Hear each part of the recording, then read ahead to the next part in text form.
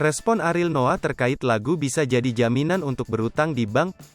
Musisi Ariel Noah menanggapi peraturan pemerintah nomor 24 tahun 2022 tentang ekonomi kreatif.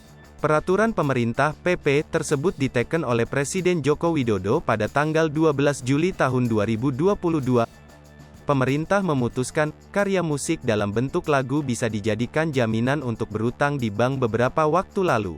Penulis lagu sekaligus vokalis grup musik Noah, Nazril Irham, Ariel Noah, merespon baik keputusan pemerintah tersebut.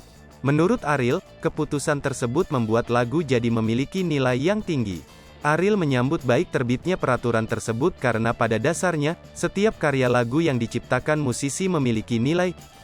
Ya, kalau gue sebagai pencipta lagu tahu nilainya seberapa besar, bisa jadi jaminan gue. Senang saja, karena karya punya nilai di mata hukum, ujarnya saat ditemui di Pos Blok, Jakarta. Kendati demikian, vokalis band Noah ini belum mendapatkan informasi secara lebih mendetil terkait aturan pemerintah soal basis kekayaan intelektual bisa dijadikan jaminan utang ke perbankan.